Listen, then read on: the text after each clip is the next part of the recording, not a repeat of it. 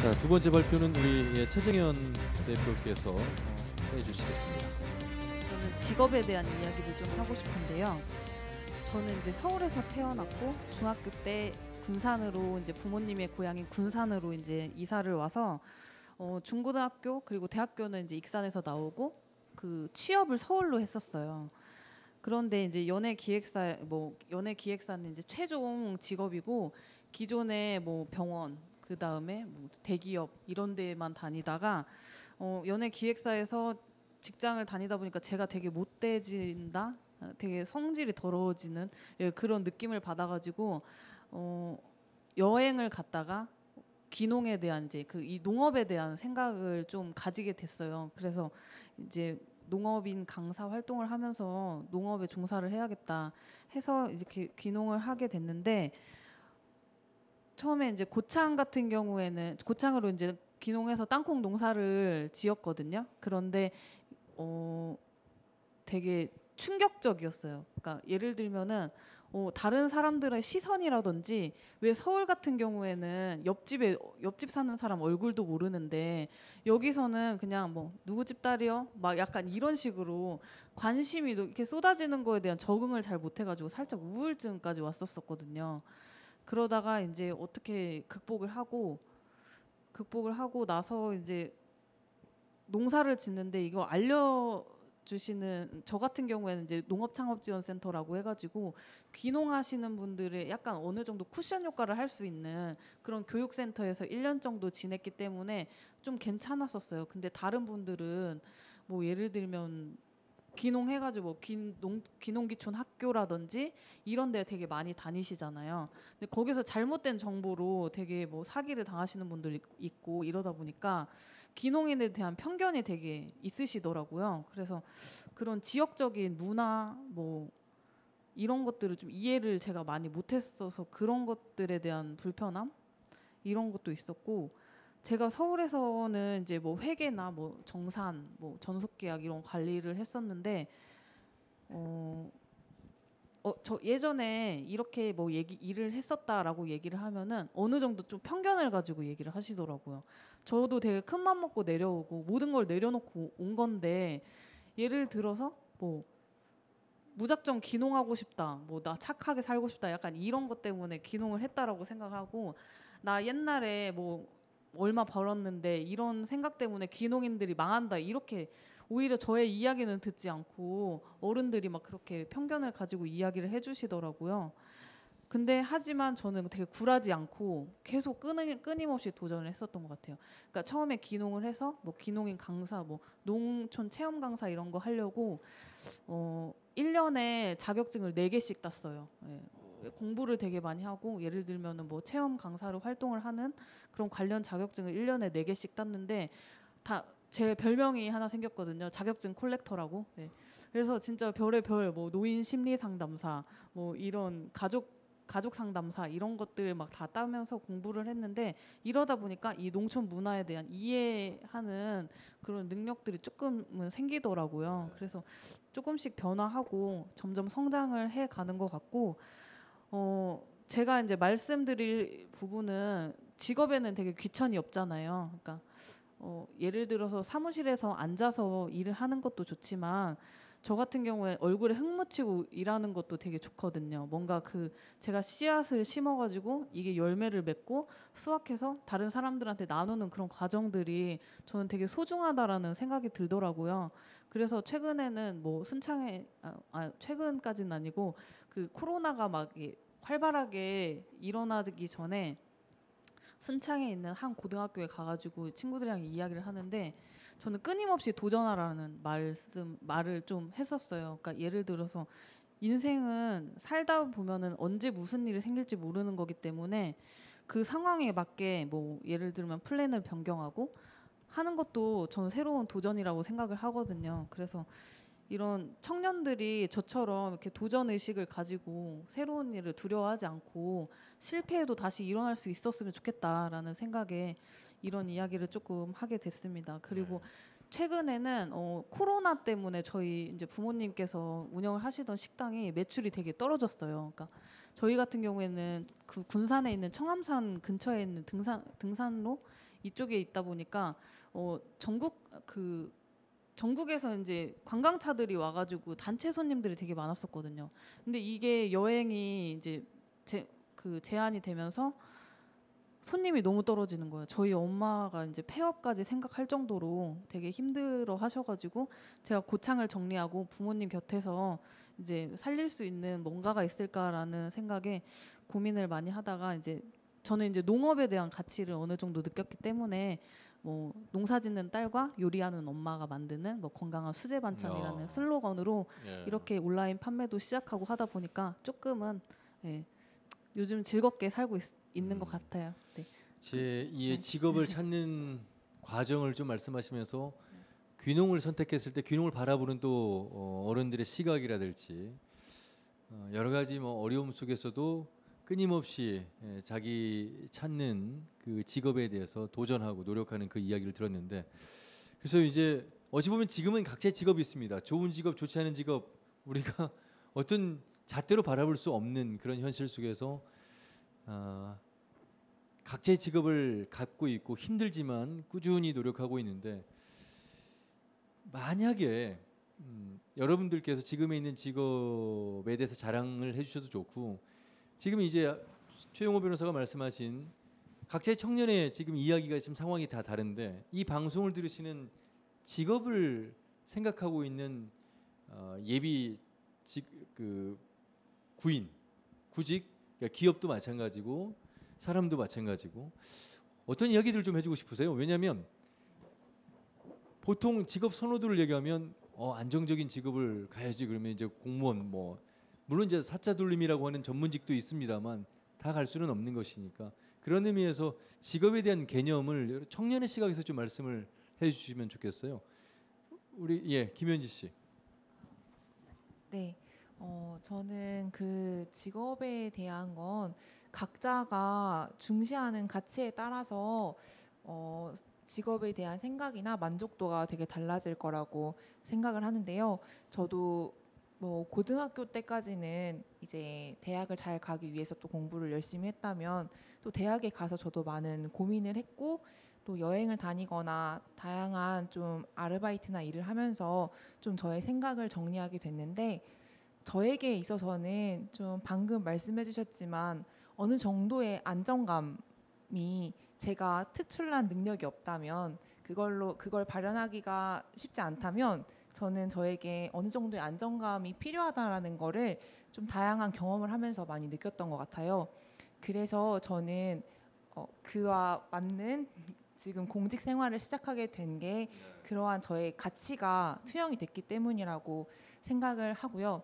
그래서 저는 무엇보다도 그 직업에 대한 가치는 각자의 삶 속에서 발현되기 나름이라고 생각하게 됐습니다. 그거 이제 뭐 누구나 다 아는 교과서적인 얘기라면, 조금 더 구체적으로 예를 들면 명문대를 나왔는데 왜 공무원을 해? 뭐 이런 시각들, 또 이런 질문들 받을 수 있잖아요. 그런 질문에 대해서는 어떻게 생각하세요, 혹시? 네, 분명 그런 생각이 들 수 있을 것 같은데요. 저는 일단 수학 교육과를 전공을 했고, 주변 친구들도 많은 교사들이 있는데, 저는 일단 학생들을 가르치다 보니까 오히려 그 안에서 조금 뭔가 이 직종이 나랑 맞지 않는다라는 생각이 조금 일을 해보면서 많이 느꼈던 것 같아요. 그래서 이제 그 이후에 차후에 이제 준비하게 된 게, 사실은 경찰도 준비를 했었거든요. 네. 그래서 최종 합격까지 했지만 저는 그보다 좀 가족들과 함께 하고 좀 더 소소하게 행복하게 살고 싶다, 이런 생각이 들면서 네. 일반 행정직으로 방향을 전환하게 됐거든요. 네. 그래서 저는 저는 좀 그런 과정들을 밟아왔던 것 같습니다. 알겠습니다. 네. 이미 공무원에 적합한 삶을 살아왔고 지금 너무너무 만족하고 있는 직업에 대해서 이야기를 해주셨는데, 다른 분들의 이야기는 좀 더 다를 것 같아요. 김은종 씨. 참 효녀시다라는 생각이 들었어요, 연지 쌤. 왜냐면 저는 이제 집에서 이제 물론 지금은 아버지께서 정말 저를 자랑스러워 여겨주시고 응원해주시고 서포트해주고 계시지만, 저는 아직도 제 가슴 속에는 여전히 저는 불효자일 것 같고 앞으로도 불효자일 것 같아요. 왠지 마음으로는 늘 아버지께 효도하고 싶고 노력하고 싶지만 여전히 이제 제가 하고자 하는 꿈을 위해서 걸어가는 길에 있는데 제 주변에 있는 가족들이 얼마나 저를 바라보면서 고통스러웠을 것이고 힘드셨을 것 같다는 것을 아마 다 느끼실 것 같아요. 우리 아들 인서울 대학 갔어도 아니었고 우리 아들 어엿한 안정적인 직장 얻었어도 아니고 그런데 이 뮤지션으로서 살아가는 것에 있어서 아버지가 생각하셨을 때 그 느낌은 확실히 결국엔 주변한테 자랑할 수는 없지만 내 가슴에서 우리 아들이 이렇게 자랑스럽게 이 사회에서 지역에서 어려운데도 불구하고 꿋꿋하게 나아가고 있다라는 그 의식 딱 한 가지일 것 같은 거예요. 그러니까 이게 지금 사회에서 바라보는 청년들의 직업에 대한 인식이 여기서 드러나지 않습니까? 실례가 되는 질문이지만 이제 김은총 씨 말씀대로라면 안정적인 직업은 아니라는 말씀이시잖아요. 그렇죠. 하지만 네. 뭐 장래가 또 유망할 수는 있습니다. 인기 가수, 유명 가수가 그렇습니다. 될 수 있고요. 네, 될 수도 혹시 있고요. 지금 이제 미혼이신가요? 네, 미혼입니다. 결혼을 앞두고 내 직업에 네. 대해서 생각해 보신 적 많이 있으실 것 같아요. 정말 많이 있고요. 안 그래도 요즘 저는 이제 결혼도 사실은 포기하진 않고 있었는데 최근에 현실적으로 고민을 해보고 이렇게 저를 분석해 봤을 때 저는 마음의 준비는 되어 있습니다만 귀중한 남의 딸 고생시켜서는 안 되겠다라는 그런 생각을 하니까 이런 고통은 우리 가족과 나 혼자도 충분하다. 이런 결론에 사실 도달할 수밖에 없는 거죠. 좀 슬프지만요. 혹시 네. 여성 그러니까 이성이 바라보는 직업으로서 만족도가 높지 않을 것 같아서 걱정입니까? 아니면 수익이 불안정하기 때문에 오히려 예비 아내가 될 사람에게 미안해서 그럼 두 가지 답니까? 뭐? 둘 다죠. 네, 남들이 바라보는 시각 그 관점에서 불안감과 불편함도 그건 있습니까? 이제는 사실 이제 10년을 넘게 이제 하고 있으니까 그거는 사실 이제는 용기로 극복해야 되는 단계인 것 같습니다. 예. 그러니까 저도 음악을 전공하지 않고 다른 인문학을 전공한 사람으로서 얼마든지 취직할 수 있는 그런 어떤 기회들이 있었지 않습니까? 예. 그럼에도 불구하고 이 길을 10년 동안을 계속 갈 수 있고 앞으로 가겠다고 선언하는 건 결국에는 그거는 외부의 시선보다는 결국은 제 결단인 겁니다. 그러면 이제 그때는 이제 외부 시선 중요하진 않지만 딱 한 가지인 거죠. 그거를 나를 그런 남다른 길을 가는 사람을 견뎌줄 배우자는 무슨 죄인가라는 그런 생각이 이제 사실 도달할 수밖에 없는 거죠. 결국 네. 안정적인 수입과 네. 유지 가능한 직업은 필수일 것 같다는 아직은 그런 근데 생각이 이제 드는데 그렇기 때문에 이제 더 프리랜서이기 때문에 다른 직업 42시간을 근무하는 직장인들과는 달리 더 프리랜서로서 분주하게 지냈고 분주하게 사업도 따냈고 정말 다양한 행보들을 걸어왔지만 사실상 그 10년을 걸어본 결과는 이 모습이라는 것이 조금 슬픕니다. 사실은. 그렇지만 극복해 나가고 싶고 그런 사례를 만들어 나가기 위해서 포기하지는 않고 있다. 이렇게 말씀을 드릴 수 있을 것 같습니다. 예. 참 제가 조금 선배로서 안정적인 직업을 가지고 있는 사람으로서 만약에 저도 취업이 안 되고 제가 하고 싶은 일을 했더라면 저는 이제 그런 아쉬움은 있죠. 네네. 하지만 지금 그 하고 싶은 일을 하지 못하고 안정적인 일을 하고 있는 것에 대한 감사함도 있습니다만 지나간 시간을 어떻게 뭐 평가할 수는 없겠습니다만 그럼에도 불구하고 결혼을 해야 되고 집을 구해야 되고 아이를 낳아야 되고 앞으로 사람이 살아가야 될 통과 의례 속에서 직업은 역시 1번이 아닐까 이런 네. 생각을 충분히 하고 계심에도 불구하고 지금 여기 계신 분들은 농업도 또 가수로서 또 다양한 일들을 어쨌든 꿋꿋이 하고 있고 서울로 떠나지 않고 전북에서 살고 있다는 점에서 저희 높이 평가를 해드리면서 다른 분들 이야기를 좀 한번 들어보겠습니다. 직업 이야기를 좀 한번 더 구체적으로 해보겠습니다. 예. 제가 생각하는 직업에 대한 기준은 직업이 결코 사람을 빛나게 만드는 도구는 아니다라는 생각합니다. 결국 그 일에 종사하는 사람들의 열정이 그 직업을 결과적으로 멋있게 만들어가는 거거든요. 그렇게 말씀하시면 이렇게 질문 많이 받지 않으세요? 집이 부자세요? 아닙니다. 네, 저희 아버님은 15년 투병 생활하셨고요. 저희 집은 쌀이 떨어지는 집에 살았었는데요. 실제로 생계곤란으로 군대 면제를 받았죠. 네. 뭐 신의 자식이라고 하는데 제가 그랬죠. 숨겨진 재산만 있었더라면 군대를 10번은 갔다 올 수 있다. 이런 말씀도 드렸는데요. 그러니까 저희가 보면은 이 흐름이라는 게 있습니다. 죄송하지만 연예인도 30년 전에는 각광받는 직업은 아니었어요. 공무원도 20년 전만 해도 그리 빛나는 직업은 아니었거든요. 그러니까 이렇게 빛났다라는 거는 그곳에 종사했던 사람들의 분명히 헌신과 열정이 있었던 거예요. 그러니까 아까 사회적 인식에 대한 말씀을 드렸는데 청년분들이 어떤 직업을 선택하든지 간에 그 직업을 결과적으로 멋있게 만드는 건 본인들의 역할이라고 생각을 합니다. 같이 함께 땀 흘린 사람들을 찾아가고 그 사람과 연대하고 소통함으로 인해서 그 가치를 발현하는 게 지금 당장은 아닐 수 있거든요. 제가 꽃 별로 안 좋아하는데요. 지나다니다 생각한 게 있거든요. 꽃은 흙 탓하지 않더라고요. 씨만 뿌려지면 날 꽃들은 결국 나더라고요. 그러니까 너무나 주어진 것에만 보여지는 것에서만 뭔가를 평가하고 그 직업이 나를 빛나게 만들 거라고 생각하는 순간 결국 10년, 20년 지나면 오늘 우리를 빛나게 만들 것 같은 직업이 10년, 20년 뒤에는 빛을 발할 수도 있는 거거든요. 그러니까 거기에 갇히지 않았으면 좋겠다는 생각 많이 합니다. 현종 씨 힘이 나세요? 네, 힘도 나고요. 한면으로는 또 말씀드리고 빛날 싶으신 겁니다. 것도 네. 있습니다. 그러니까 사실 이제 외부의 시선에 있어서는 사실 저는 이제 공감하는 측면인 겁니다. 왜냐하면 나는 괜찮아, 나는 멋있어 이렇게 나르시즘에 빠지기보다는 외부의 시선은 그렇지만 제 가슴 속에는 이제 저는 여전히 사회를 바꾸는 음악을 하겠다고 하는 투철한 생각이 있고 저만의 철학이 있고 지역에서 활동하고자 하는 어떤 캐치프레이즈와 슬로건이 있기 때문에 그 길을 걸어가겠다는 것이니까 사실상 현실적인 부분에 있어서는 말씀해 주신 것처럼 어려움은 있지만 이 길을 걸어가는 제 확고한 생각은 그런 겁니다. 결국에는 이제 그 외적인 어떤 기준들이라거나 사회적인 기준과는 달리 제 인생이기 때문에 제가 생각하는 기준에서는 저는 언제나 늘 푸른 사람이다라고 자부하고는 있습니다. 네. 최 변호사. 예, 최정현 대표. 네, 저 한마디 해보고 싶은데 제가 서울에 있는 예전 직장 동료들이랑 이렇게 얘기를 하다 보면은 다른 사람들은 뭐 어떤데 다른 사람들은 맨날 칼퇴근하는데 난 맨날 야근이야 이런 이야기 되게 많이 하거든요. 근데 요즘 청년들 같은 경우에 그게 보편화돼 있잖아. 그런 말들이. 그러니까 기준이 내가 아니라 다른 사람이기 때문에 본인이 불행하다고 느끼는 거고, 그러니까 본인이 즐기시고 뭐 이런 거를 좋아하시면 저는 끝까지 하셨으면 좋겠다라는 응원의 말씀을 좀 드리고 싶어가지고 이렇게 마이크를 잡게 되었습니다. 네. 저도 한마디 좀 덧대고 싶은 건 솔직히 농부라고 하면 인식 자체가 그렇게 좋진 않아요. 요즘은 그래도 언론이든 뭐든 청년 농부가 부각이 됐기 때문에 그런데 저 27살 때만 해도 진짜 아까 제가 말씀드린 것처럼 비난이 더 많았었고 쟤 왜 패배자인가 이런 생각이 많았는데 제가 요즘 이제 초등학교로 체험을 다니고 있어요.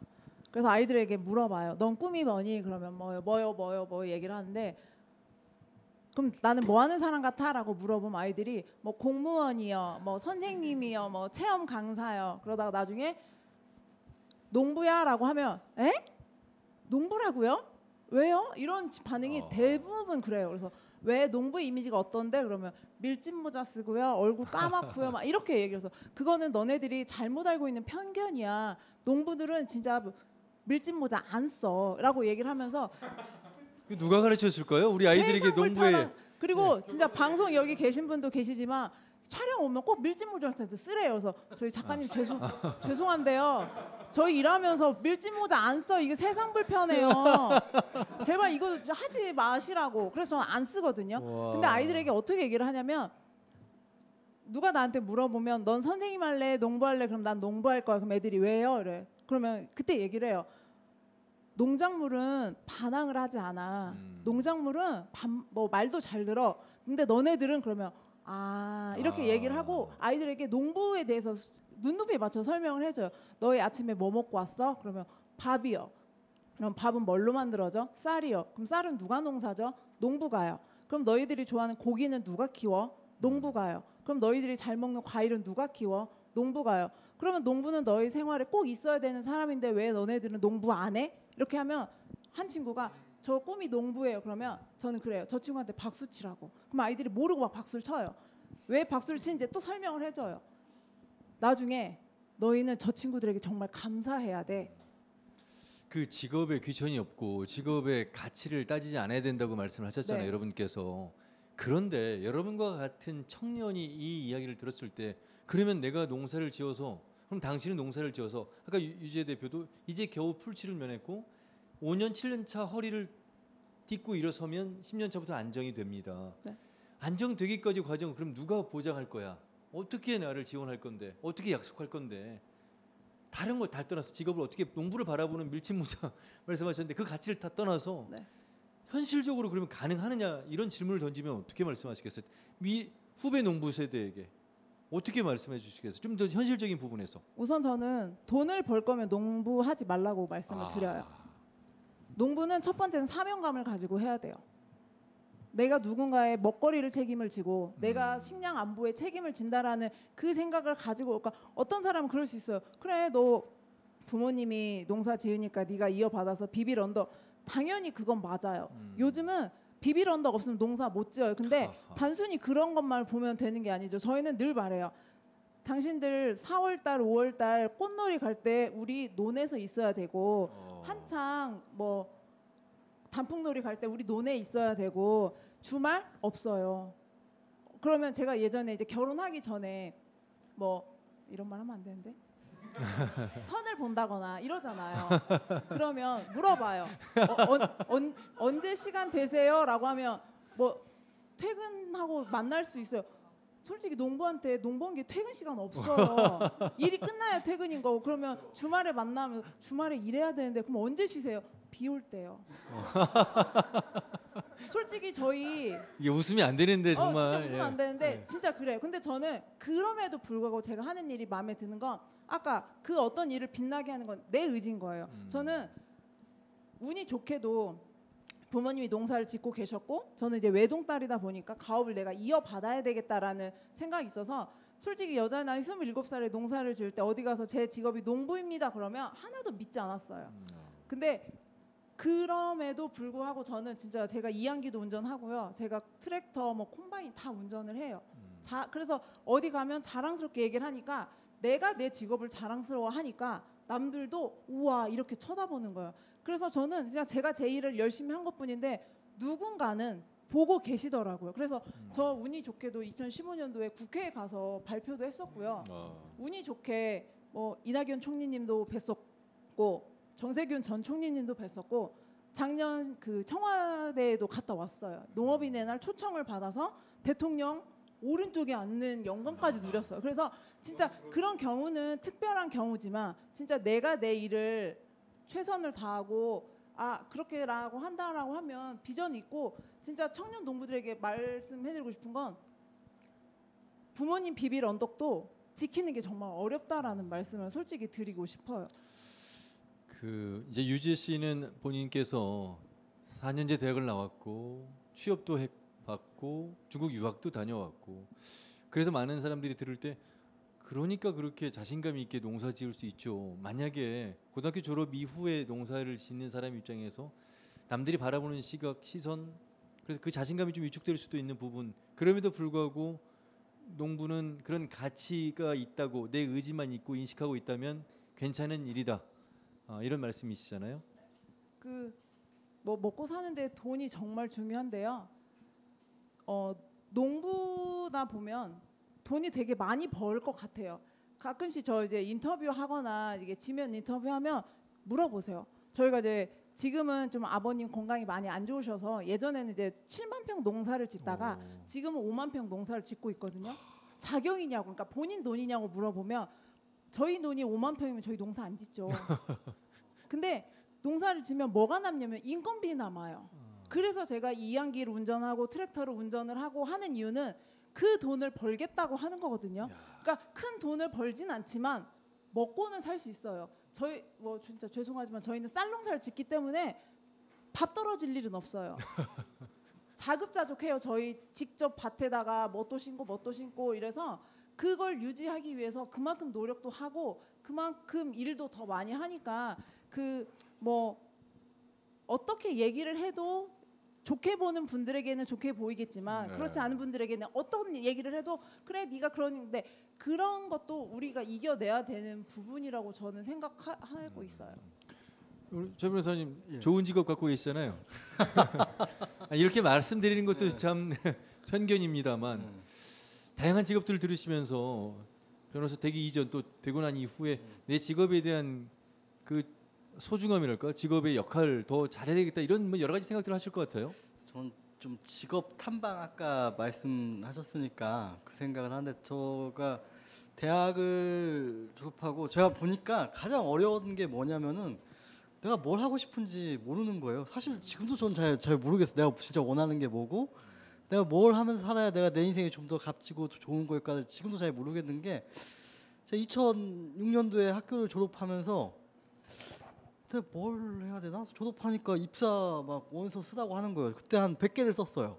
100개 썼는데 다 떨어지고 하니까 내가 너무 이렇게 세상에 잉여 같고 너무 이렇게 좀 위축이 되는 거죠. 그러다가 뭐 일단 회사는 들어가서 일도 하고 그래도 사실 너무 좀 잘 모르겠더라고요. 재밌게 하고 열심히도 하긴 했지만 이게 내 길인가 하고 뭐 딴 것도 찾다가 간 게 또 이제 로스쿨 대학원인 거고 그러고 우연치 않게 그냥 뭐 한번 보자거나 할 생각 있냐 아니 별로 없는데 이력서도 한번 내봐라 해서 들어간 게 또 국회였던 거고 지금도 그냥 변호사 생활하면서도 사실 제가 이게 내 길이 맞나 아직 40살 넘어서도 이 생각을 하고 있는 게 사실이거든요. 근데 누군가 지금 저는 사실 여기 뭐 농부나 하시는 분이나 가수라고 하시는 분이나 사실 되게 대단하다라고 생각이 드는 건 내가 뭘 좋아하고 뭘 해야겠다라고 그렇죠. 생각하는 것 자체가 되게 이 지금 아마 대부분의 어떠한 지금 이 대학교 졸업을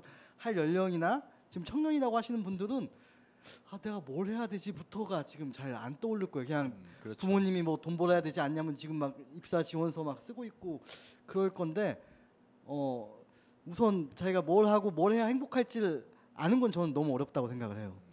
예. 근데 그걸 아시는 분들은 굉장히 행복한 삶을 사시는 거라고 생각이 들고요. 그걸 좋은 직업을 갖고 있는 변호사가 이야기를 하니까 이게 조금 뭐 그 말씀은 참 좋은 말씀이신데 그 자기가 좋아하는 것을 조금은 힘들어도 꿋꿋이 조금 더 하루하루를 발전시켜 나가면서 남들의 인정을 받기까지 기다려가면서 참고 견디면서 생활하는 그 직업이라는 또 다른 생각들도 하시게 될 것 같습니다.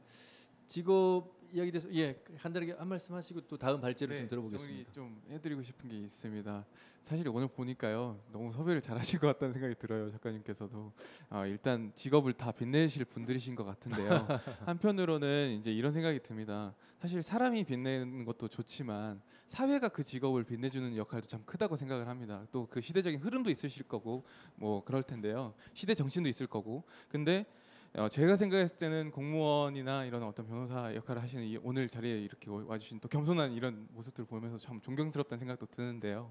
한편으로는 사회에서 이미 용인해주고 제도적으로 정책적으로 지원해주고 그 뭐 합당한 대우를 해주었기 때문에 또 그 권위를 지켜가는 것일 수 있겠다는 생각이 들어요. 근데 쟤는 오히려 반대로 오늘 우리 최정현 대표님 얘기를 들으면서 저도 뭉클해질 수밖에 없었던 유지혜 이유는 대표님. 유지혜 네. 대표님, 특히나 이렇게 더 뭉클해질 수밖에 없었던 이유가 저희 아버지께서 농부셨는데 아버지께서 농어민 후계자로서 지원을 받기도 하셨고 그런 지지를 받기도 했었지만 사실상 그게 되게 허울 좋은 어떤 일시적인 현상이었다라는 게 좀 슬펐거든요. 그러니까 국가에서 정말로 그거를 한 30년 전에 정말로 제대로 국가에서 인정한 직업으로서 그런 정책적인 보완을 하고 지지를 해줬다라면 이런 사태가 벌어지지 않았을 텐데 불구하고 개인이 그 직업을 빛내야만 직업이 올라간다는 사실은 좀 슬픈 것 같습니다.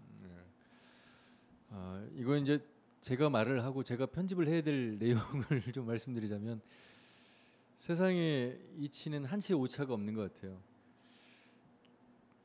남들이 부러워하고 안정적인 직장을 갖고 일을 하면서 그런 생각을 합니다. 내가 이 직장을 내려놓을 수 있는 용기가 얼만큼 나에게 있을까? 시간이 가면 갈수록 계속 줄어드는 저를 보면서 이렇게 정년을 하는구나. 물론 배부른 소리죠. 그런데 정말 여러분들께서 말씀하신 내가 좋아하는 일, 누군가가 인정을 해주든 해주지 않든 내가 가치가 있다고 생각하고 내가 그 일을 하고 있다면 그 일의 즐거움, 그 일의 만족도는 그 누구와도 비교할 수 없는 열정일 텐데 그것을 선택할 수 없는 또 안정적인 직장이 가지고 있는 한계가 있거든요.